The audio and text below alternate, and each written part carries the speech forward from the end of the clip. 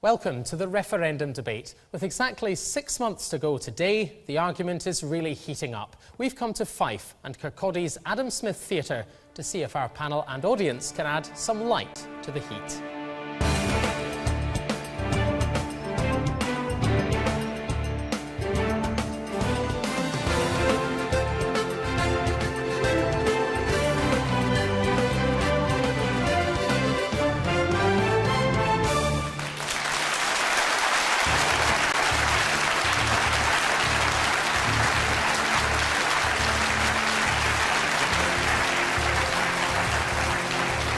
Good evening. On our panel tonight, one politician and one campaigner from each side of the debate. The Scottish Government's Finance Secretary and former leader of the SNP, John Swinney. Also with us, Labour's welfare spokeswoman Jackie Baillie. The founder of the Scottish Fashion Awards and Better Together campaigner Tessa Hartman. And a former Conservative candidate who is now campaigning for independence, the historian Michael Fry.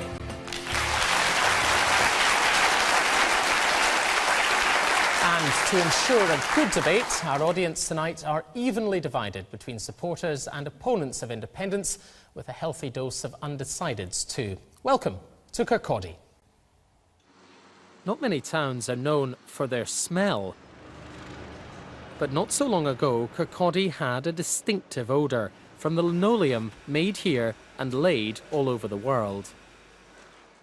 It was just one example of this port's trading heritage. Coal, salt and whaling all brought in money over the years, and this bustling commercial hub also gave birth to a set of ideas which has defined our age. It was here, in his mother's house, that Adam Smith wrote The Wealth of Nations, the Bible of capitalism. Of course, the free market remains controversial, not least in the Kingdom of Fife, still feeling the effects of a decline in heavy industry. And the economic theories developed here in the Lang Toon are now centre stage in a new debate about the future of Scotland. So let's get on with that debate now. And as ever, our audience here in Kirkcaldy have submitted their questions and our panel have not seen them. Our first question this evening is from Cameron Berwick. Cameron Berwick. Is today's announcement from Scottish Labour too little, too late? John Swinney. Well, the first thing I'd say is that the acknowledgement by the Labour Party that there is a need for the powers of the Scottish Parliament to be increased is a welcome admission that the status quo is no longer sustainable, and that has, of course, been the position of the Scottish National Party. I think in addressing Cameron's question, I think it is too little, too late, and it's a whimper compared to what the Labour Party's interim report on this subject said some months ago. Months ago, the Labour Party interim report was suggesting that they would devolve all of income tax to Scotland, and only a fraction of it has been devolved. Air passenger duty was to be devolved, and it's now not going to be devolved. Various other taxes were going to be devolved, and they're not going to be devolved. So I think it is a very poor proposition from the Labour Party, and if people want to acquire more powers with certainty, with confidence that they can be used to improve the prosperity of our country and to tackle inequality, then they've got to vote yes in the referendum in September.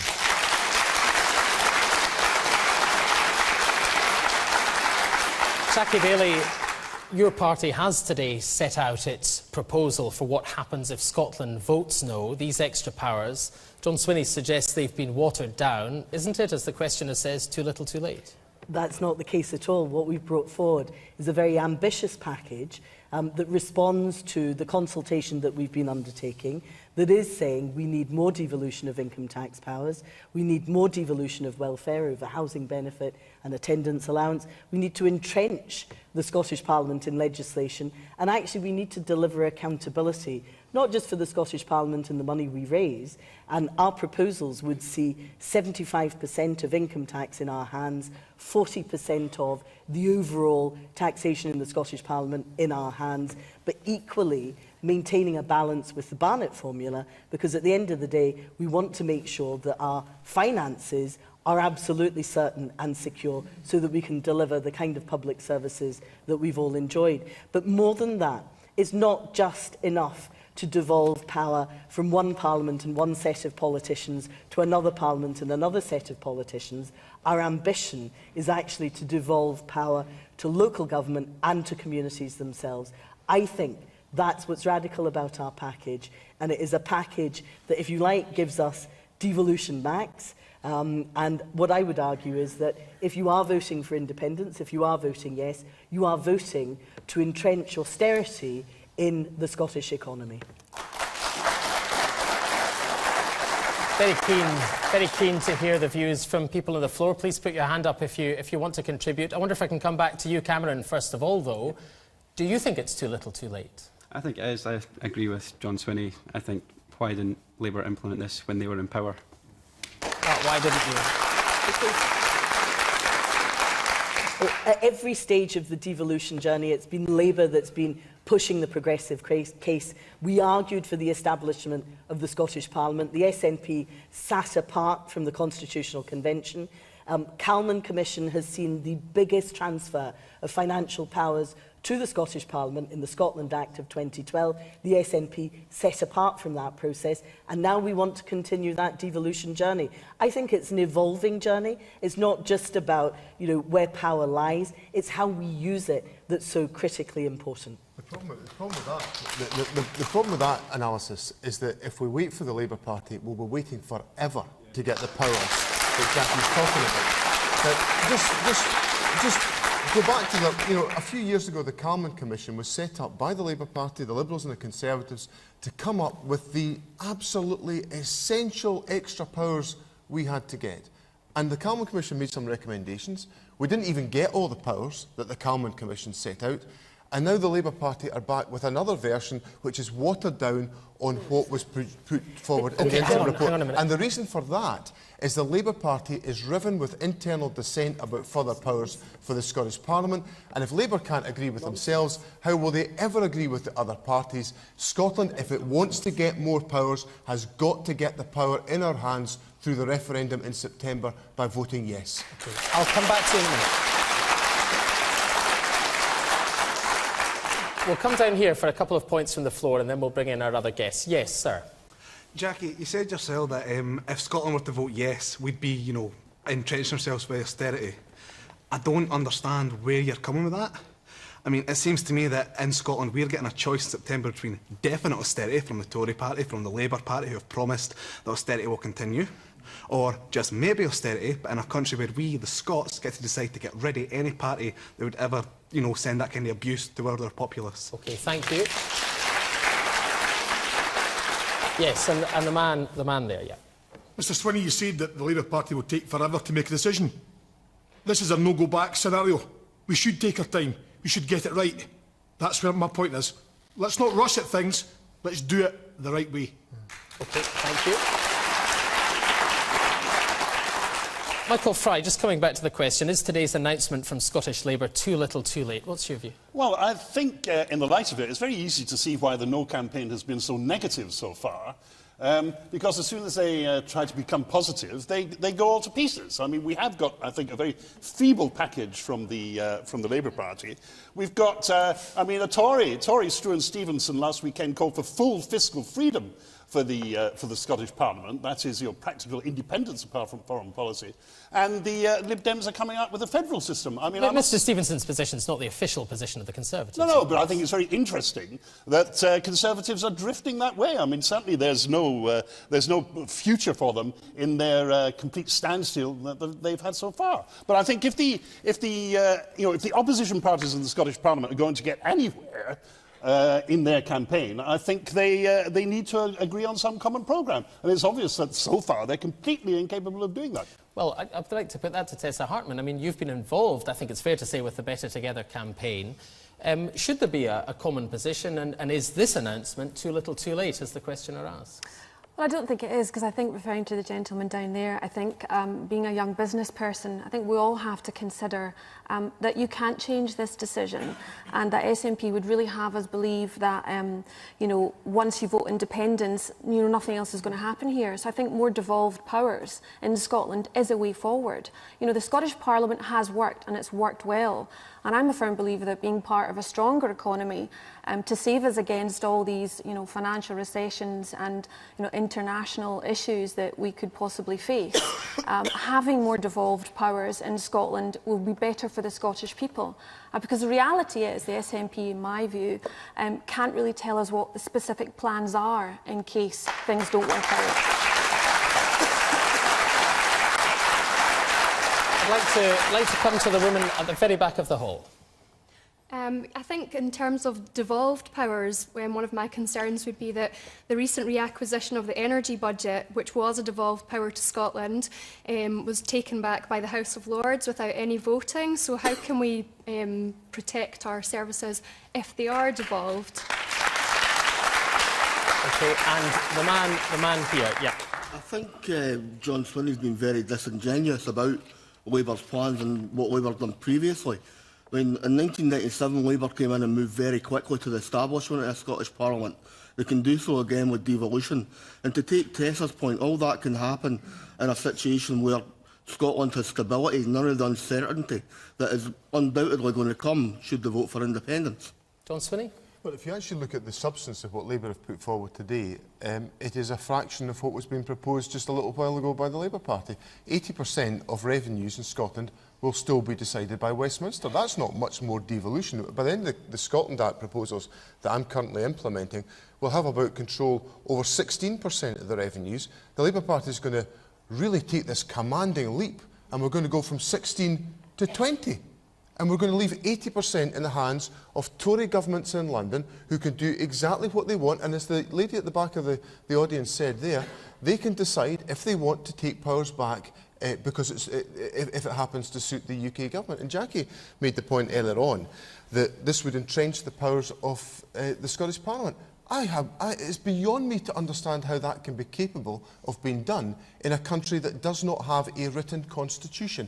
If we want to have entrenched powers for our Scottish Parliament, we need to have a written constitution as part of an independent country, assuring rights and guaranteeing the security and the safety and the constitutional rights of the people that live in this country. Jackie Bailey, last April, in April 2013, an interim report by your party said there was a strong case for devolving income tax in full, as well as backing devolution of vehicle excise and air passenger duties. I mean, you have watered down your plans, haven't you? No, we haven't. Because well, you evidently have. No, we haven't, because that interim report contained absolutely nothing about welfare. We're now devolving housing benefit. What we brought so it's one thing or the other. What we brought forward is a balanced package. And actually, the key question for me is, because when I talked about entrenching austerity, you need to examine the package that the SNP are proposing. Just last week, we had, if you like, the JES report, which is Scotland's balance sheet. Scotland's balance sheet is in deficit by £12 billion. I'd quite like to stick to your plans for now, because we'll come on to that. Well, no, I think it's important that you understand the difference between our proposals, which are based on pooling and sharing resources across the United Kingdom, and the SNP's risk and gamble of having a deficit that they can't explain to us how they would close. Now, okay. I value public services. How are we going to pay for those public services if there's £12 billion less in the budget? How are we going to pay? How are we going to pay for those public services if the SNP, well, I'll deal with that in a minute. But if the SNP want to cut corporation tax by 3% more than George Osborne, if the SNP will not use the 50p higher rate of tax proposed by Labour, so that those, with the broadest shoulders actually bear some of the burden. Okay, now, thank you. Thank you. No, we'll leave it there for now. If you don't mind, I'd like to ask some of our audience to contribute as well. And we'll come, yes, just down here, yes, just to the back there. How can you say that there would be a fair and more equitable distribution when there are enormous capital projects in London, HS2, the Cross-Rail link, all of these things which are costing absolutely millions of pounds, and yet you're saying that being in a stronger economy would be better? Firstly, I don't agree that it would be stronger, but secondly, the vast amount of money that's being spent to bring trains from London to the north Manchester, 4.5-hour drive from here to get to Manchester. Okay. How is that the north? That's not a fair distribution of the funding. Thank you very much. Yes, and the man in the check shirt. Yes, sir, in the check shirt. Yeah, I'd just like to say that the reason that the Labour Party have changed is because we're a democratic party and we listen to our members and we agree things. We're not a dictatorship like the SNP, where one man decides everything. In what sense? I mean, in fairness to the SNP, do they not have democratic party structures? You bet. Well, you bet they do. It doesn't seem that way when you see them on the television. Now it's only one man who makes all the decisions. Well, this man was kicked out of office by them. So. Well, there you are. He just does what he's told, doesn't he? James is just commenting on my indignity and all of this, but you believe you me, the SNP is a thoroughly democratic party, power resting in our members, but we come to the decisions that are right for the people of Scotland because we're ambitious for the people of Scotland and we're in no authority for that. You certainly get a cheer for that, but that doesn't make you democratic. All right, thank you very much. We'll take a couple more. The man in the blue in the middle, the blue shirt, just further into the middle. Yes, Thanks. yes. When you're talking about how we would fund these things, I mean, the deficit already includes paying a share of UK debt, paying for Trident, paying for the House of Lords, lots of things that would go with independence. I don't see how this deficit would be anywhere near the deficit that we're already facing as part of the UK. OK, thank you very much. And just behind you, yes, with the glasses, gentleman with the glasses. Yeah, I would just like to sort of address Jackie Bailey, because, to paraphrase a woman, the lady is for turning. You realise that the No campaign is just not working and you've decided now that you have to produce something different. I mean, this is from the party that in '97 said things can only get better. Just before they left, it would be an end to boom or bust forever, and then they blamed everything but themselves for the global mess that they left the country in. So I think it's a question of not only, as John Swinney said, ambition, but also about faith and trust. And those things you can't politicise over. You either believe in them or you don't, and I certainly believe in the Yes campaign. Thank you.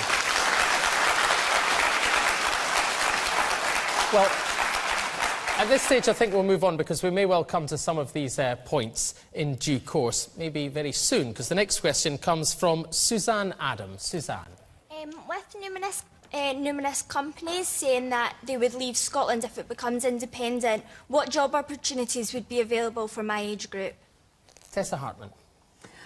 Well, I think that's a very big problem. I think, you know, you have to consider when companies the size of Standard Life come out, you know, they look after a budget that's in the billions of pounds. They employ thousands of people. The financial services sector in Scotland alone employs some 200,000 people. And they have a duty of care to their customers. So when they actually come out and they tell us that they're worried about financial uncertainty because of the currency issue, they don't know how they'll pay their wages and what currency, they don't know how they're going to set their interest rates, all of this. And they have to make provisions to look after the customer, primarily because their biggest customer is actually in England. So I think you have to consider that going forward, if all these companies are facing this uncertainty, they have to make choices. And these choices are certainly going to affect the future young people because, you know, they employ such a massive amount of people in Scotland. Suzanne, could I ask you, are you worried about your job prospects in an independent Scotland, as I suppose your question suggests? I think not knowing what I want to do when I'm older does cause worries for me personally anyway. But in terms of, does it make a difference whether Scotland would be independent or remain part of the UK? Are you worried about one scenario more than the other? I'm more worried about Scotland becoming independent than if we stayed together. Okay. I think it'd be better if we were together. Michael Fry, can you reassure this young lady? Well, I would say there's no point in Scottish independence unless the economic performance of the country can be improved. I would say for the last 50 years, the economy of Scotland has been underperforming. And the energies of the people have been dissipated. There's loads of emigration, there's loads of unemployment. And why is this? Is it because the UK government treats Scotland as a backward region, fit only for subsidies and for useless interventions by the state? So I would say that what we have to get in Scotland is a faster growth rate to provide the jobs for young people and for the unemployed. And it seems to me it's perfectly obvious that all the policies that have been tried by UK governments in the past 50 years have failed to produce a faster growth rate. Is that your argument that simply it couldn't be any worse, or do you have a positive vision for why it would be good for Suzanne and why her job prospects would be improved? If we seize the levers of macroeconomic power, the big things about the economy, not the silly fiddling things we have at the moment, if we raise our own taxes and decide on our own expenditure over not just 16 or 20%, but over 100%, then we really have scope to improve things. But while we're fiddling around at the margins, there is going to be no improvement in Scotland's economic performance. Jackie Baillie. I do think that we need to think very carefully. It's not politicians telling you this. It's not scaremongering. It's company after company explaining what they consider the risks to be. Standard Life and the Alliance saying that they are already looking to set up companies in the rest of the UK because they're concerned about currency, they're concerned about regulation, they're concerned that the environment that they would need to operate in, frankly, is not conducive to their business. 9 out of 10 of their customers actually come from the rest of the UK. So they are making plans to consider moving out of Scotland to do that. And you only need to look up the road, Babcock saying that 800 jobs would be wiped out from Rosyth. A Greco in my constituency saying that they would need to consider moving elsewhere. Now, I don't say that to frighten people. I do say that because... No, I'm sorry. It's these companies that are saying that. To dismiss them, would be to dismiss these major issues. So it's the UK government that's creating the uncertainty, not the Scottish. Why not answer this question? Why not answer this question? Hold on a second. These are genuinely major companies that are warning about the consequences of this. We ignore them at our peril. Can I say? Understand that point, what's your answer to that question? Michael's interest is in a low tax, small state economy. Make no mistake about that. They grow faster, that's why. Make no mistake about that. But what is the consequence for people who can't participate? They get jobs. You do not. They get richer. No, they don't. All right, it's a very unequal society that you're describing. Thank you. Now, we're all doomed, says somebody. John Swinney, doesn't Jackie Baillie have a point here? We have seen a parade of big companies saying they are concerned, at the very least, about independence. BP, the Alliance Trust, RBS, Lloyds, Shell, Agreco was mentioned there as well. Don't these companies have genuine concerns that you have not addressed? I think what you've got to do is to look at what these companies are actually undertaking as part of the exercise which has given rise to these points that have been made. Each company is setting out what are the political issues that they have to face going forward. As well as talking about Scottish independence, all these companies are also talking about the threats to their business arising out of the referendum on EU membership that the Conservative government wants to have in 2017. Sure, but that doesn't mean that the independence threat is not a threat, is it? So what I'm simply saying is that these companies have a duty in terms of their responsibility as directors, as board members, to set out the political issues that they face. Now, to look at the substance of this issue, in 2011, the Chancellor of the Exchequer came to Scotland and he basically said the holding of the referendum debate of itself is undermining foreign direct investment in Scotland. And we have seen since then 2 years of what has been described as sparkling economic growth in foreign direct investment in Scotland. So all of this talk about the uncertainties and difficulties of independence, to me, is baseless. What independence is about creating the economic opportunities to do all that we can with the powers, the responsibilities and the resources to create the economic opportunities that enable young women like Suzanne to have a vibrant and dynamic career within an independent Scotland, in a way that far too many people from my generation have been unable to find those careers because of the economic policies of the United Kingdom government.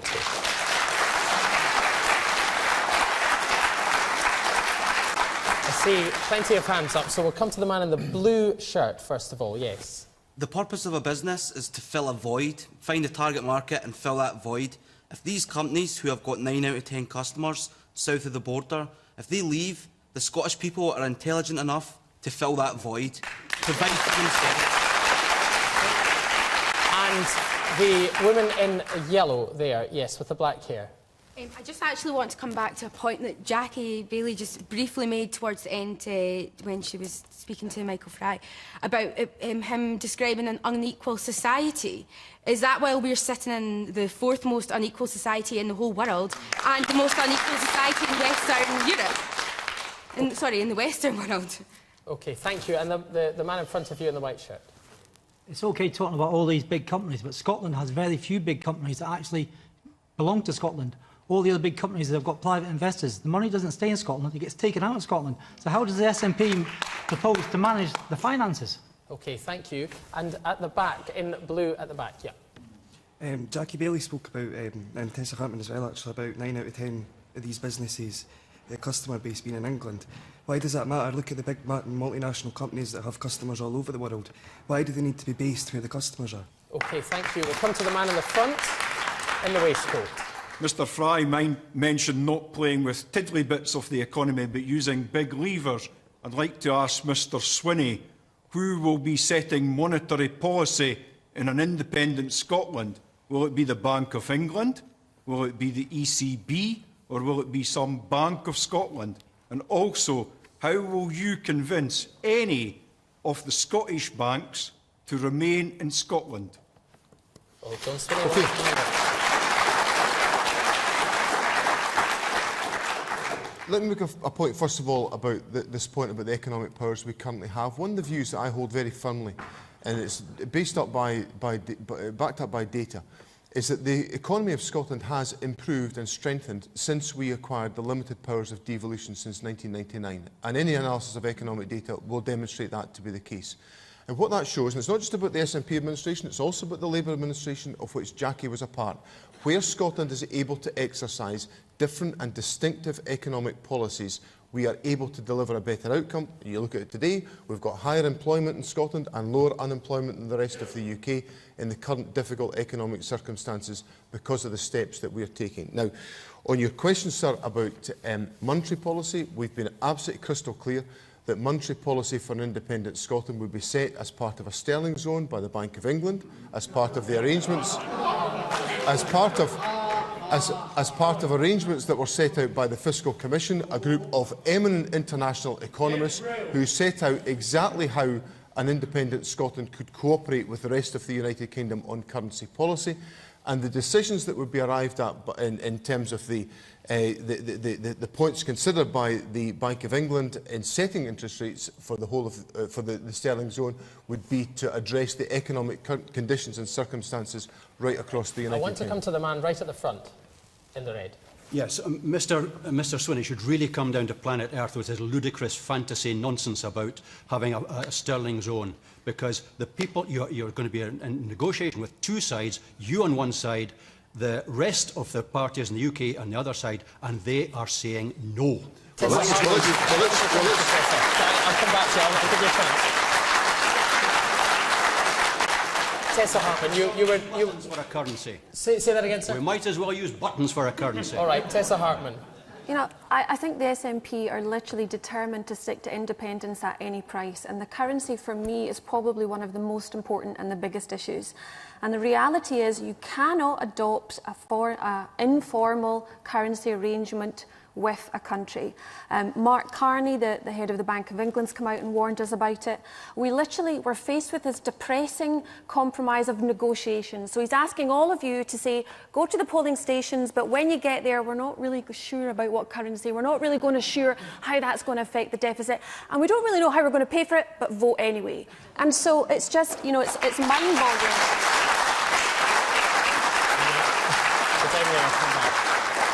The man in the blue shirt, in the blue shirt, in the middle, right in the middle, yes. Could all this uncertainty not be sorted out before we were asked to go to the polls? It would have been quite easy to have everything put on the table for us, the electorate, to make an informed decision in advance. This is open to us. The SNP and the Scottish Government offered it in advance.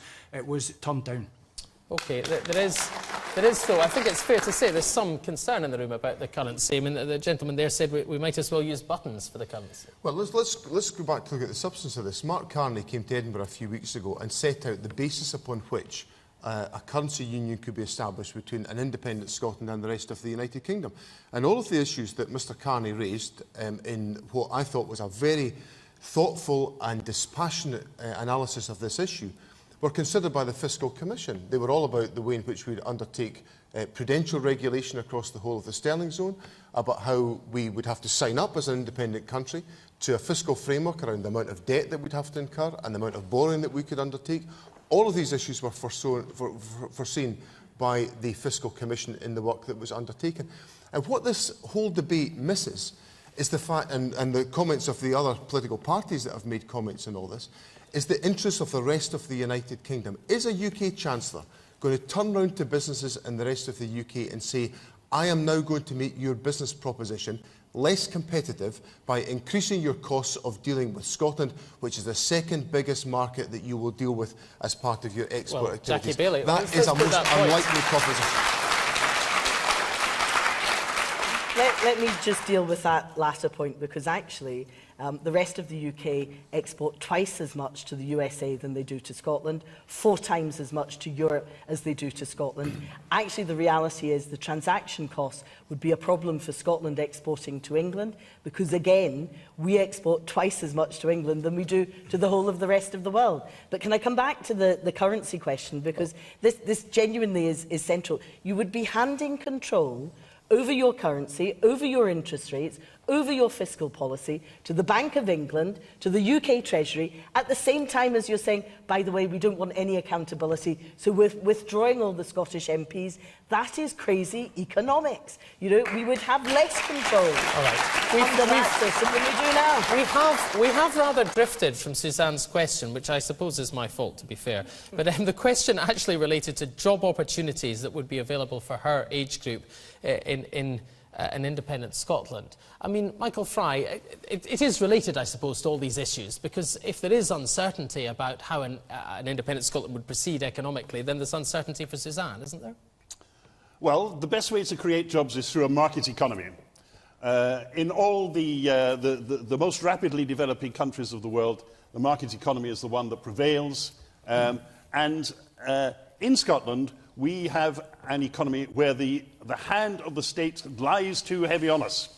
And the only way we can get out from under that heavy hand is by becoming an independent country and having our own market policies. That is the way in which employment will be created. That is the way through which Scotland will become a richer country. All right, well, on that Adam Smith-style point, I suppose it's a good moment to leave that particular question. You can, of course, join tonight's debate on Twitter using the hashtag BBCIndyRef or by texting us on 80295. Please do include your name there if you text us, 80295, the number. And to see a selection of your comments, go to the BBC Scotland News website. And while we're at it, if you want to come and take part in a future programme, we'll be in Kirkcaldy in Orkney on the 15th of April, and then after a break on the 8th of July we'll be in Portree on the Isle of Skye. So to apply to join an island audience, just go online and search for BBC Referendum Debate. Right now though, let's take our next question, which comes from Sandy Steele. Sandy Steele. Does the panel believe that the BBC have been impartial on their coverage of the Scottish referendum?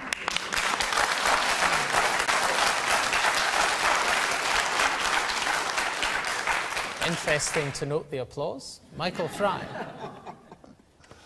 Well, of course, the BBC has a duty of impartiality, and I'm sure on most occasions it carries that out.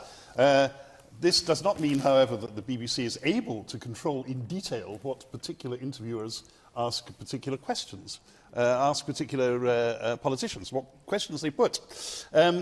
And I would say there was, you know, I'm sure I don't need to name names or to go into details. I think there was a recent example where the BBC fell short of its duty of impartiality. Now, I think the interesting, if I may just finish, Yeah. the interesting thing is how the BBC responds in these circumstances with, I would say, a blatant piece of partiality. And that is to say, oh, nothing really has happened. And this is, I think, to be ascribed to the bureaucratic nature of the BBC and its inability to say it has been wrong. The BBC has noble ideals, but I think it needs to pull its socks up in fulfilling those noble ideals. Well, I think in fairness, you're too kind.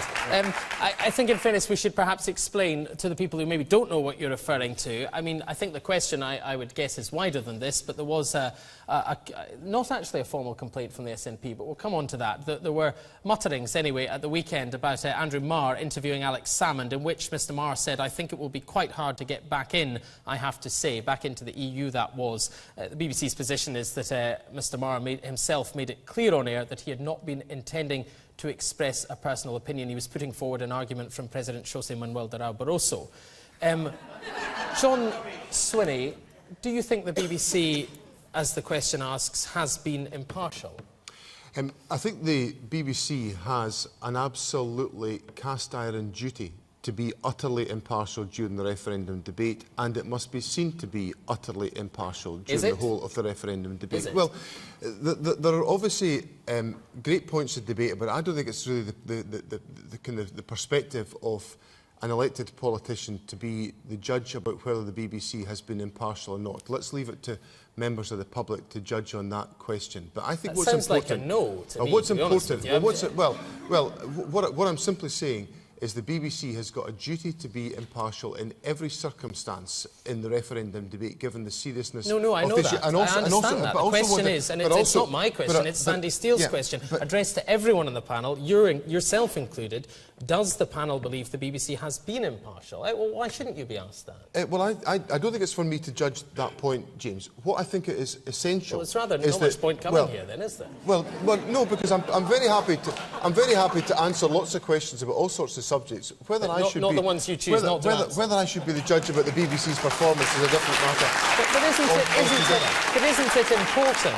Is it not entirely relevant to this debate that I suppose the national broadcaster, if you want to call it that, conducts itself in a proper manner, and isn't that something that politicians have a stake in? Yes, and that's precisely what I have been saying. The national broadcaster must conduct itself at all times in a proper fashion and make sure that those who are commenting on the debate in Scotland and who are structuring that debate do so from a well-informed, dispassionate perspective. And that's my view on the issue. Right. We'll come down and see if we can get some opinions down here. First of all, in the middle, in green.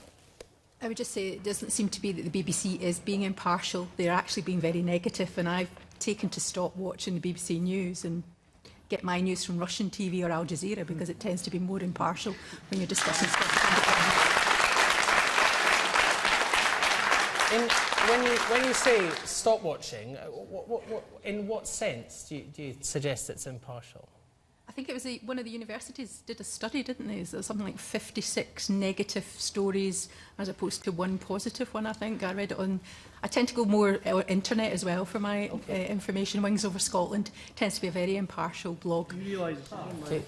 Thank you. There's raised eyebrows at that as well. But Tessa Hartman. I think the BBC are doing a good job. It's their job to put, it's their job to put all the questions, all the uncomfortable questions that politicians don't want to answer. And the reason we're all talking about this is because the SNP were very angry after the interview that Andrew Marr did on Sunday, literally because he couldn't answer the questions that was being proposed to him. And the simple question was, why wouldn't he have a plan B for currency, and what was wrong with, say, a Scottish currency? And everybody got very upset, and like you do, and it happens all the time across both political parties, but that's their job, and that's why we all need to learn and see the answers and see what they have to say. OK, we'll take a couple more from the floor, and then I'll come up to Jackie Bailey here. Yes, the woman down the front.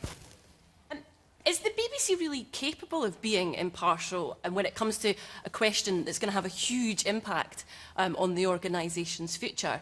I think perhaps the BBC should ask some questions about whether it is capable or not, and be a little bit more honest with the public when it comes to the sides that they take, and then perhaps people might be a bit more open to what they've got to say on the matter. OK, thank you very much. And we'll come to the women in the stripes. The women in the stripes, just slightly further back. Yes. Hi. I don't think it's a question of whether the BBC or any other news media has been negative or positive or impartial. I think it's the response, the genuine response of the Scottish people to the white paper and to the sort of unstable, negotiable terms that the SNP are proposing if we go independent. So it's not a question of impartiality, it's a question of genuine concern that the media are flagging up. Thank you. And we'll come to at the back, both people at the back. First of all, yourself. Yes, sir. If the BBC are going to allow Alex Salmond significant airtime, shouldn't they be allowed to present the alternative viewpoint as well? OK, thank you very much. And we'll come just along to the gentleman slightly further along. Yes, sir. John Sweeney, I'd like to vote for the Scottish Nationalist Party, but I just want a simple yes or a no. We don't want to hear any more. We want an honest answer, yes or no, to some of the questions, please. Such as this question. Such as this question. Yes. Give him a yes or a no. Is the BBC biased? Give him a yes or a no. I'm just simply saying that the BBC has got to fulfil its utter duty to impartiality during the referendum campaign, and that is what it's got to do for the duration of the referendum campaign. Do you believe it's doing it? That is the key point that the BBC has got to address. We've asked about 19 times, so we're not getting an answer. Jackie Bailey, what's your answer? Is the BBC impartial? I believe the BBC is impartial. I also believe, let me finish. I believe this contest is going to be, it's hotly contested. There will be a passionate debate. I've been on many panels before, and sometimes I felt, oh no, that wasn't quite right. Politicians are fair game. Alex Salmond was asked a very basic question, and it comes to the gentleman's point at the back of the room. People want certainty. They want to know the answers. The Scottish Government proposing independence have a responsibility to actually tell people what the answers are. The problem is, as with this question, John Swinney refuses to answer it. It's dead simple. Either the BBC is impartial or it's not. He can't answer that, but he can't answer more fundamental, basic questions on currency, on the economy, on welfare,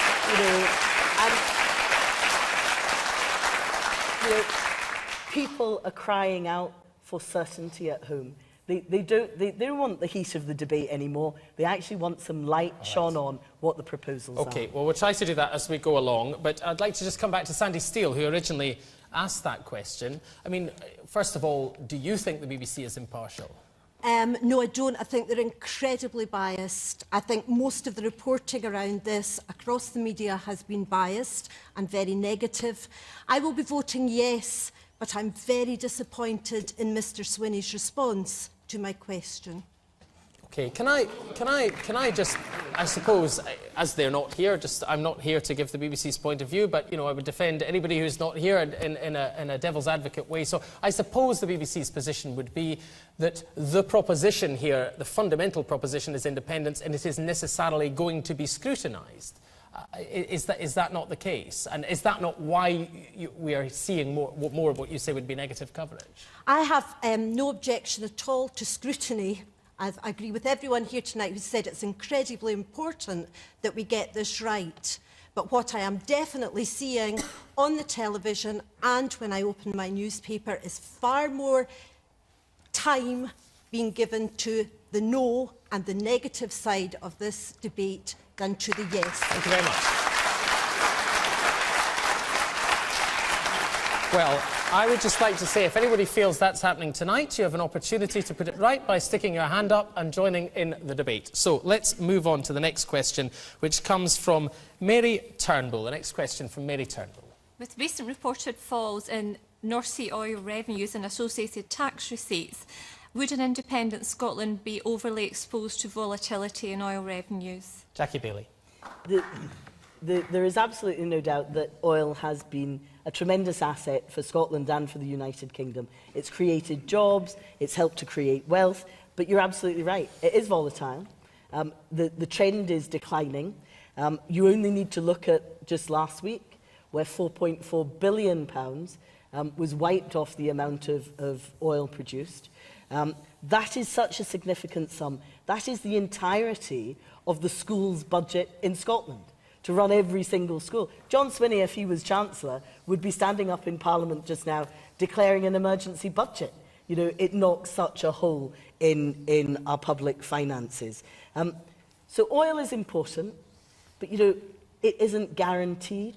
You cannot deal with any certainty with it. The other illustration I would give you is that when oil was at its highest level, compared to when it was at its lowest level, the difference was the funding for the entirety of the Scottish NHS budget. So these are serious matters that we need to consider. Now, I know the SNP proposes not one, but 2 oil funds to create, I think the word is stability, but, you know, we would need to find the money to put into those oil funds. We don't operate on the basis of a surplus. For the last 20 out of 21 years, we've operated at a deficit. Not my words, but John Swinney's own words that I'm quoting. We would have needed oil to support that, but to actually fund an oil fund, we would need to borrow. And it's a bit like going to Wonga for an ISA. The interest rates of borrowing would be more significant than the interest rates earned by the oil fund. Michael Fry, and in order to fund it, very briefly, please. In order to fund it, you would either need to cut services or raise taxes, and I think we need answers about which it would be. Michael Fry. Well, Scotland, if it becomes independent, will not be the only country in the world from which the main source of wealth is a particular resource, a natural resource. There are many other countries around the world, I mean, the other oil producers, and then countries like South Africa and Brazil, which are dependent on particular commodities. Now, to say that Scotland is uniquely incapable of dealing with such a situation is complete nonsense.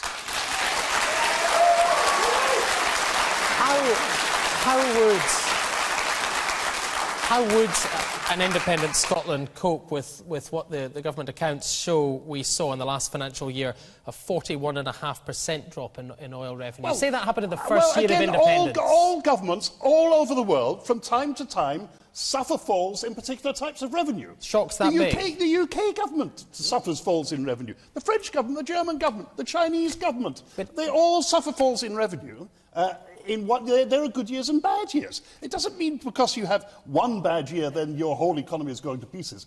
As the First Minister pointed out, over the last 5 years, we've actually, taking all those 5 years together, done rather well. It can come as no surprise that after 4 good years, you get 1 lean year. And any sensible state, any sensible government will have mechanisms, and the mechanisms are available to deal with this kind of situation. I'd like to come to Tessa Hartman, please. What's your view? I mean, Michael Fry says Scotland would cope as any other country copes. Well, I mean, I think the reality is an independent Scotland would actually have to rely on all the oil revenues they bring in at the moment to handle the deficit we have right now. So if we had any serious volatility, we are protected by the British government, and we have been protected by. You might not like it. You might not actually like it, but that's the truth. And, you know, oil has been good, but let's not forget that the oil revenues are supporting the Scottish schools, our pensions, the NHS and all these issues. But oil cannot pay for everything. You know, we're listening to this debate where they seem to have this magic pond that say oil will pay for that. And Jackie's absolutely right. We have a 4.4 billion deficit and a drop in the predicted figures. Their predicted figures, they were wrong. So if they're wrong now, and we're talking on supposition and theory, are we going to put ourselves in that risky position to take that chance and gamble away everything for figures that, you know, the Institute of Fiscal Studies have proven and said they're wrong? OK. We'll come down to the front here, and yes, the man with the scarf. There are 1.3 trillion barrels of oil in the oil fields reserves worldwide. Saudi Arabia tops the league with 261 billion barrels. Bottom of the league, North Sea, 4.9 billion barrels, due to run out in about 40 years' time. There are people in this studio who will live in a time in Scotland where we have no oil revenue. We can't balance the books. Jackie just mentioned a £12 billion deficit with oil. Scotland, the SNP came to power on the one-horse pony oil and it will soon be gone. We're running on fumes. Get real. OK.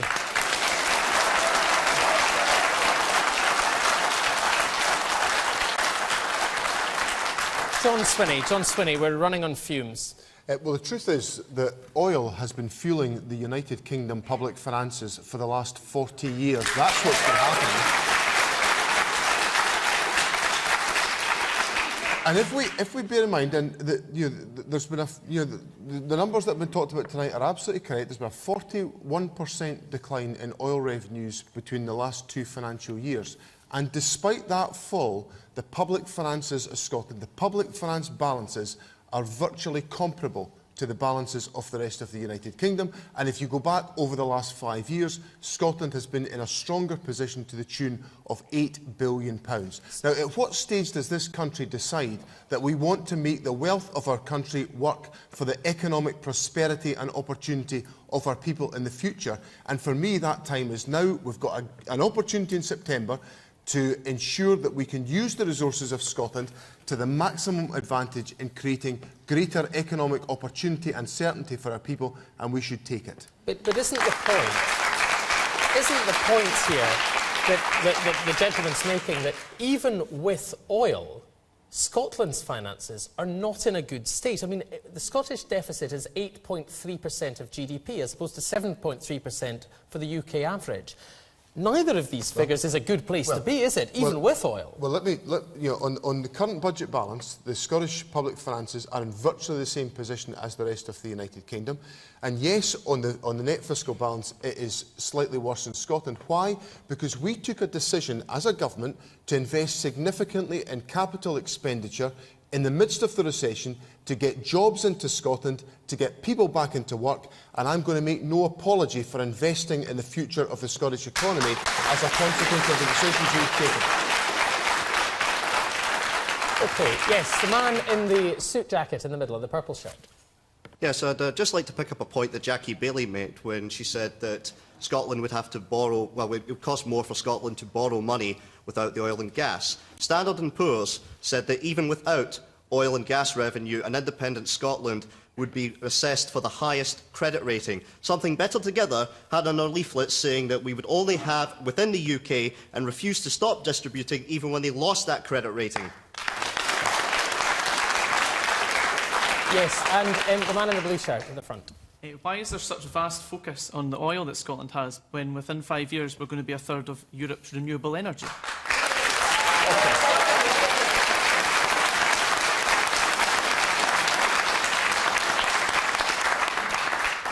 Thank you very much. And on that forward-looking point, we will move on to our next question. And our next question comes from Grant Blair. Grant Blair. The words on the Scottish mace, which are wisdom, justice, compassion and integrity.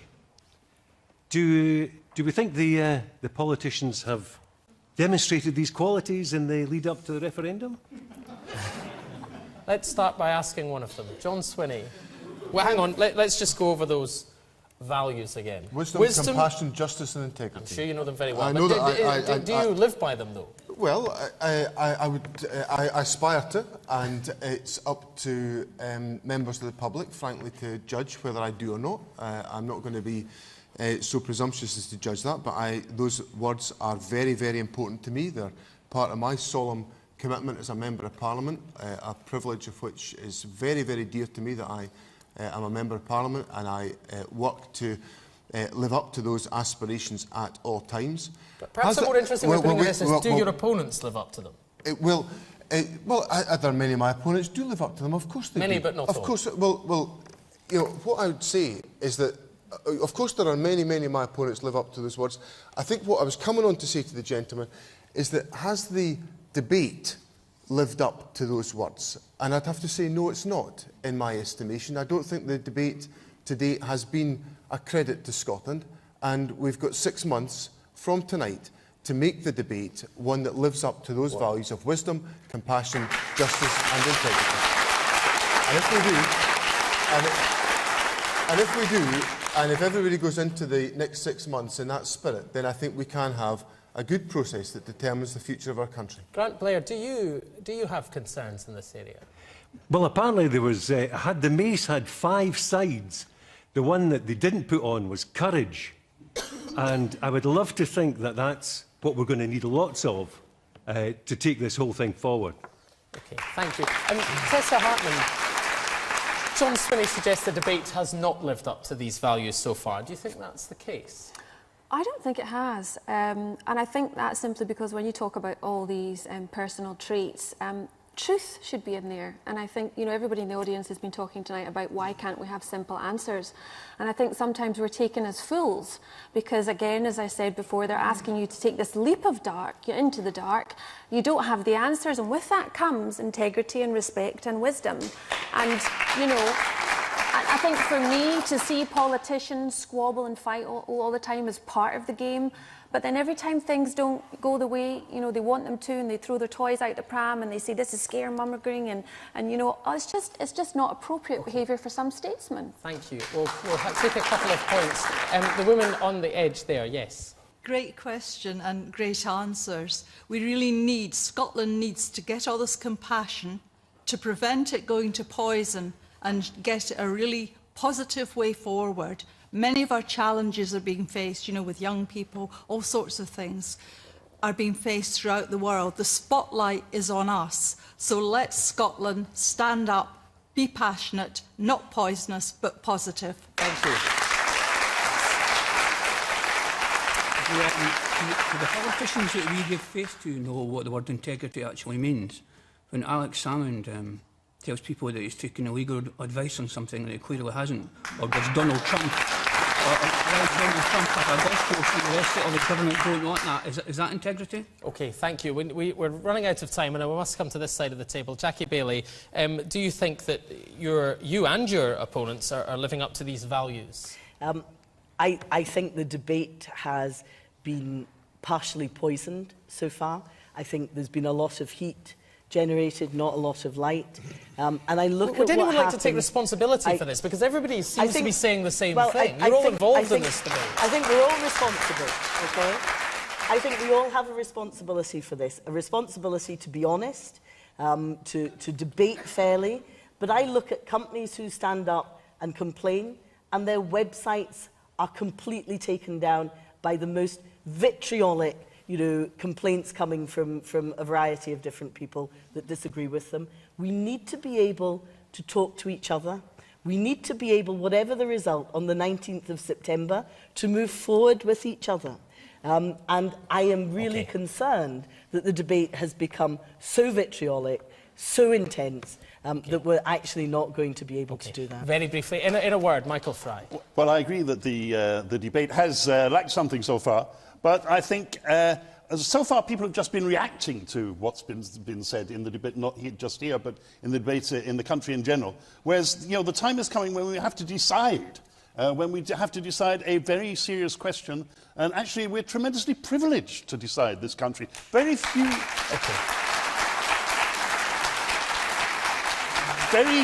Very few nations get the privilege of deciding what their future is going to be, and we're going to have it. That is an excellent consensual note to end on. I'm sure we can all agree on that. Thank you very much indeed. Our hour is up. If you want to join our audience, we'll be travelling around Scotland next month in Kirkcaldy on the 15th of April, and then after a short break in Portree on the 8th of July. Go online and search for BBC Referendum Debate if you want to take part. Thank you very much indeed to everyone on our panel, and indeed to our audience as well. And from Kirkcaldy, good night.